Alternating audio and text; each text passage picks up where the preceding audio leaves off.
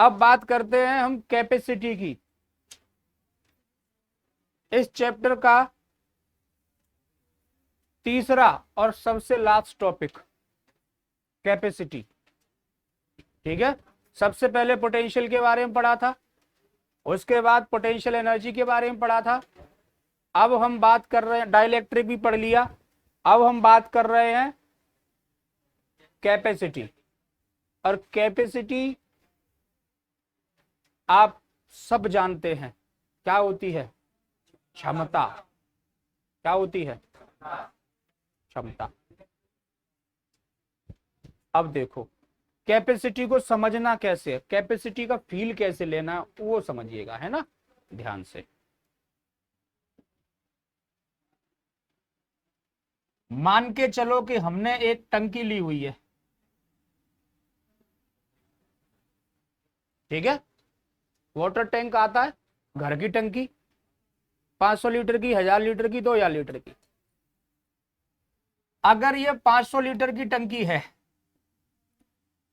तो इस पर लिखा रहता है कैपेसिटी 500 लीटर लिखा रहता है। समझना अब ध्यान से, टंकी को आप कंडक्टर मानिए, क्या है, और इसमें पानी जो आएगा उसको चार्ज मानिए, और पानी की वजह से जो हाइट बढ़ेगी उसको पोटेंशियल मानिए, ठीक है, और खाली जो स्पेस है उसको कैपेसिटी मानिए। अभी इसकी कैपेसिटी कितनी है? पानी आना स्टार्ट, देखिए कैपेसिटी कंडक्टर की कैपेसिटी का फील आ जाए तो शांत बैठना, गुस्सा मत दिलाना मेरे को, और फील नहीं आई तो मेरे अंदर इतनी कैपेसिटी का सबको एक साथ मारूंगा, सबको। समझना, conductor charge, free space capacity, और हाइट जो पानी जो लेवल बढ़ाएगा उसको पोटेंशियल बोल रहे हैं। तो जैसे ही हम इसमें पानी डालेंगे तो इसकी हाइट बढ़ेगी, तो चार्ज बढ़ाने पर पानी को क्या बोल रहे हैं? चार्ज बढ़ाने पर हाइट बढ़ेगी, और हाइट को क्या बोल रहे हैं? तो किसी भी कंडक्टर पर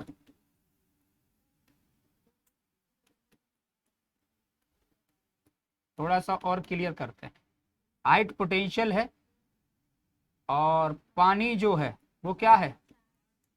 चार्ज है। और पानी लिखा है कि नहीं लिखा? कौन सी भाषा में लिखा है ये?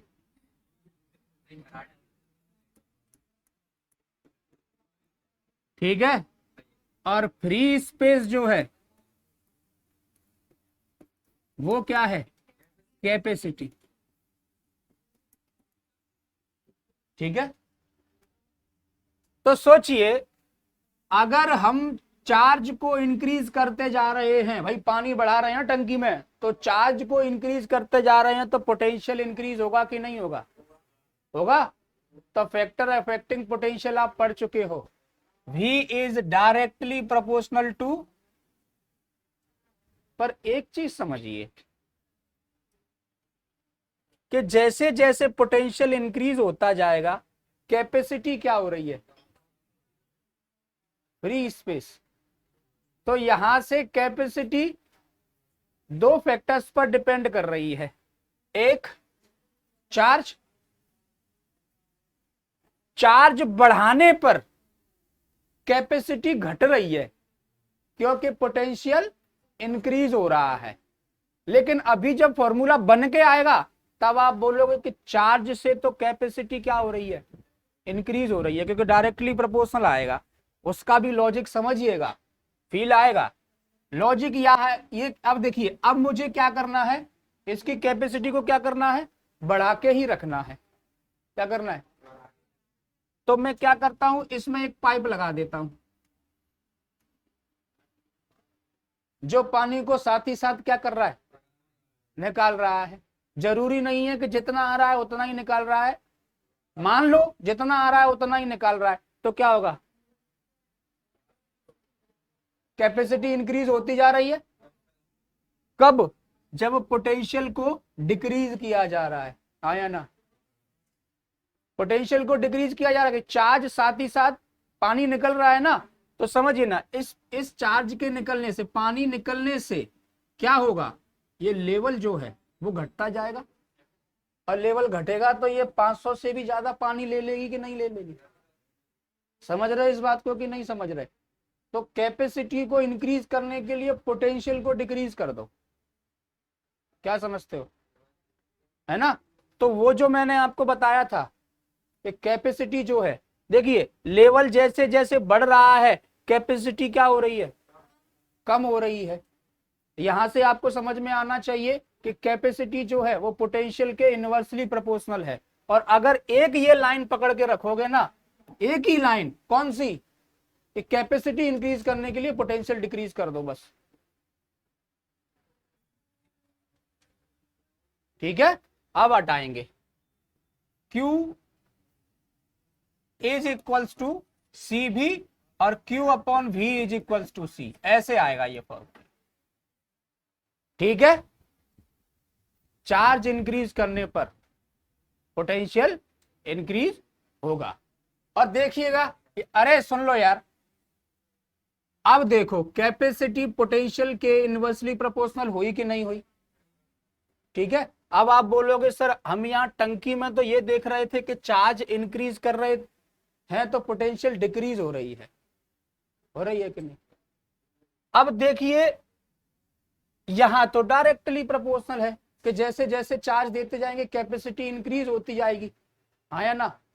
पोटेंशियल भी देखिए ना, उसको भी कम करना है तब इंक्रीज होगी, साथ ही साथ पोटेंशियल डिक्रीज करते रहोगे ना, तभी एक वायर को अर्थ में लगाया जाता है। अभी आपको कंडेंसर पढ़ाएंगे ना तब ये चीज समझ में आ जाएगी।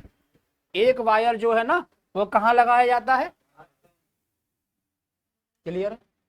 अब देखो, तो ये फॉर्मूला बन गया कैपेसिटी का, और कैपेसिटी किसी कंडक्टर की कितनी होती है, C is equals to Q, जब V इज इक्वल्स टू 1 कर दें तो, समझ गए? अगर किसी कंडक्टर का पोटेंशियल 1 कर दिया जाए तो उस पर जो चार्ज होगा वही उसकी कैपेसिटी होगी, क्लियर है? 1 वोल्ट पोटेंशियल करने पर उस पर जो चार्ज होगा वही उसकी क्या होगी, कैपेसिटी। कैपेसिटी की यूनिट देख लो, बहुत इंपॉर्टेंट है ये, जल्दी से देखिएगा। कूलॉम अपॉन वोल्ट, और इसको बोला जाता है फैरड, और इसको F से रिप्रेजेंट किया जाता है। कभी भी कंडेंसर लेने गए हो तो उस पर लिखा रहता है 3.2 म्यू एफ, 2.5 म्यू एफ, और वो म्यू मतलब माइक्रो, एफ मतलब फेरड, क्योंकि एक फेरड जो है ना वो बहुत बड़ी क्वांटिटी है, एक फेरड बहुत बड़ी क्वांटिटी है। अर्थ से भी बड़ा कंडक्टर ले लोगे उसकी कैपेसिटी होगी 1 फेरड, ठीक है। तो 1 फेरड बहुत बड़ी क्वांटिटी है, हम माइक्रो में, नैनो में चलते हैं, ठीक है। अभी क्वेश्चन करोगे तो समझ में आएगी ये चीजें। क्या ये बात क्लियर है? कोई दिक्कत तो नहीं है, पक्की बात है? डायमेंशनल फॉर्मूला देख लो, फेरड और फेराडे अलग अलग हैं, फेरड और फेराडे अलग अलग हैं, ठीक है। हाँ, अब सुनो, डायमेंशनल फॉर्मूला देखिए, इसका AT और वोल्ट का होता है ml cube, ml square T to the power, यही था, पक्का? चलो फिर देखते आगे, देखिए AT ऐसा का ऐसा ही लिखा रहेगा, और ये आएगा m to the power -1 L -2 T3 A1, तो ये हो जाएगा M-1 L-2 T4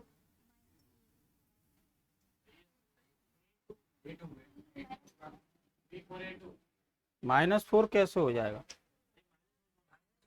ये तो ऊपर गया है 2। ये हो गया आपका डायमेंशनल फॉर्मूला। क्लियर है? चलो ठीक है, जल्दी से देख लो, नोट कर लो, फिर आगे की बात करते हैं। देखो आपको एक क्वेश्चन दिया, क्या हो गया, आपको एक क्वेश्चन दिया हुआ है। क्वेश्चन क्या कह रहा है, चार्ज कितना है उस पर, 2 नैनो कूलम।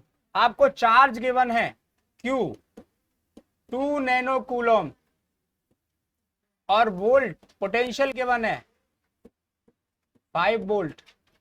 आपको कैपेसिटी फाइंड आउट करनी है। सभी होशियार हैं, कर लेंगे। C is equals to Q upon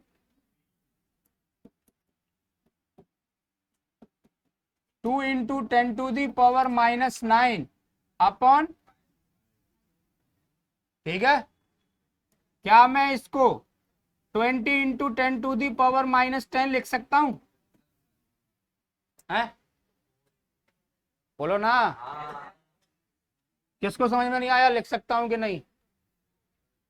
लिख सकता हूं, हाँ बहुत बढ़िया। इससे इसको कैंसिल कर दो, 4 इंटू 10⁻⁻10 फैरड। चलो देख लो जल्दी से, आगे की बात करते। हो गया, न्यूमेरिकल हो गया। चलिए, the capacity of a conductor is 1 microfarad. Next question है आपका,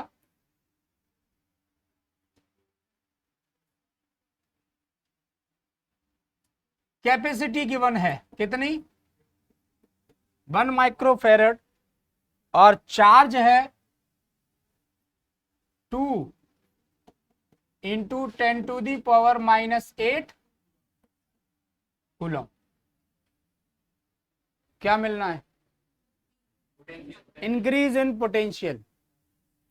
इंक्रीज इन पोटेंशियल की यदि बात होती है तो V इज इक्वल्स टू क्या हो जाएगा, Q अपॉन C। करो कैलकुलेट, कितना है चार्ज,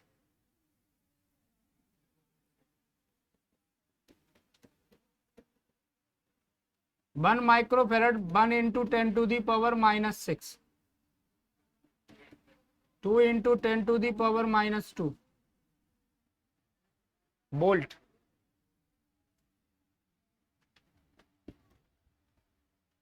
हो गया, देख लो। हाँ भैया, हो गया क्या, नहीं हुआ? चलो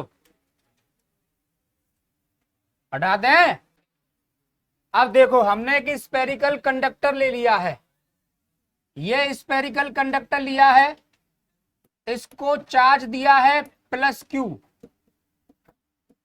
और इसकी रेडियस है R, और इसकी कैपेसिटी हमको फाइंड आउट करनी है। अगर इसको Q चार्ज दिया हुआ है तो क्या हमको पोटेंशियल मिल सकता है? क्या मिलेगा, पोटेंशियल होगा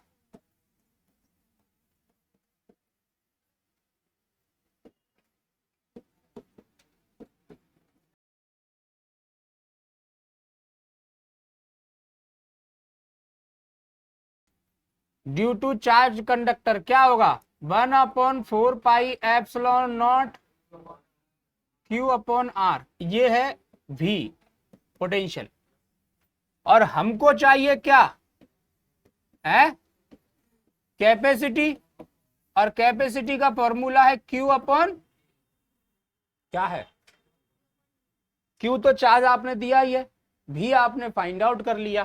क्या है V, 1/4πε0 Q अपॉन Q से Q, ये कहाँ चला जाएगा? अगर मीडियम की बात होती है तो आपको पता है एप्सिलॉन नॉट के साथ क्या जुड़ जाता है? एप्सिलॉन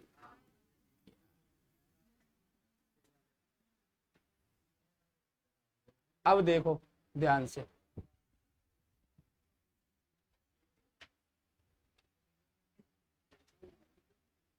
इसकी वैल्यू कितनी होती है 4πε0 की? 9 × 10⁻⁹ गलत है। 1/4πε0 की होती है 9 × 10⁻⁹। ठीक है, इसको तो ऐसे फाइंड आउट करिएगा 4πε0। एप्सिलॉन नॉट की वैल्यू यहाँ पे पुट करनी पड़ेगी, समझ गए? या फिर आपको पता है कि 1/4πε0 की वैल्यू कितनी होती है? 9 × 10⁻⁴। तो इसको इधर ले जाओ, इसको इधर ले आओ, तो 1/9 × 10⁻⁹ इज इक्वल्स टू 4πε0 की वैल्यू हो जाएगी। क्लियर है? कोई दिक्कत है क्या? है? नहीं है ना? बस हो गया काम। आ रही बात समझ में कि नहीं आ रही? क्या मैं इसको ये नहीं लिख सकता 10⁻⁻⁹/9? तो ये हो गई 4πε0 की वैल्यू, क्या दिक्कत है ना? तो चलो ये देखिए, ये हमने एक कंडक्टर ले लिया जिसकी कैपेसिटी ऐसे निकलेगी। ठीक है, कैपेसिटी फाइंड आउट करोगे? चलो, मतलब आपको यदि सिर्फ आर मिल जाए ना तो कैपेसिटी मिल जाएगी कि नहीं मिल जाएगी? सिर्फ आर मिल जाए, रेडियस, किसी भी कंडक्टर की रेडियस मिल जाए तो क्या कैपेसिटी मिल जाएगी? चलो लिखो फिर कंडक्टर की रेडियस लिखो। आर है आपका 12.8 इंटू 10⁻³ किलोमीटर, और इसको यदि मीटर में कन्वर्ट करोगे तो 12.8 इंटू 10⁻³ इंटू 10⁻³। ठीक है ना? क्योंकि किलोमीटर से कहां जा रहे हैं? मीटर में। तो ये कितना हो जाएगा? 12.8 इंटू 10⁻⁶ मीटर। क्लियर है? आर मिल गया, निकालो कैपेसिटी फटाफट। कैपेसिटी का फॉर्मूला है आपका 4πε0 आर। तो C is equals to 10⁻⁹/9 into 12.8 into 10⁻⁶। करो फाइंड आउट।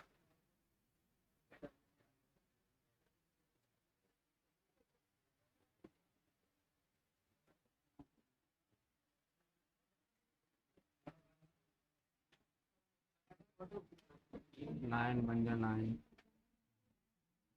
3 9 4 36 2 पॉइंट लगा दिया, 9 2 18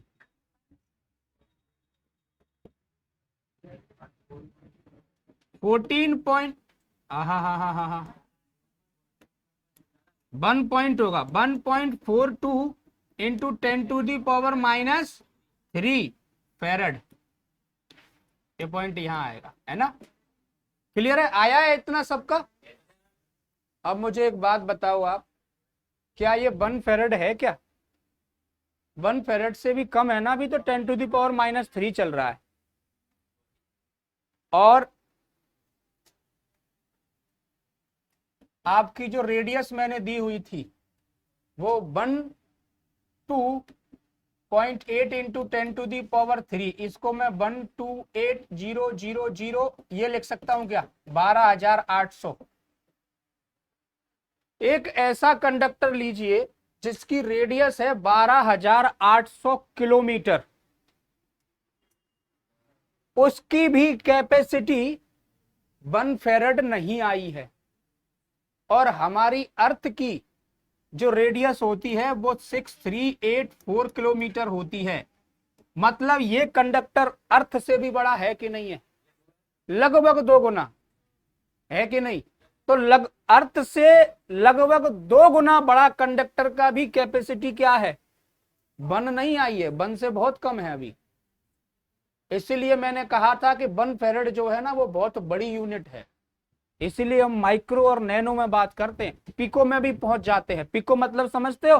पिको मतलब पिको फॉल मत समझ लेना। पिको फेरेड का मतलब होता है 10 टू दी पावर -12 फेरेड।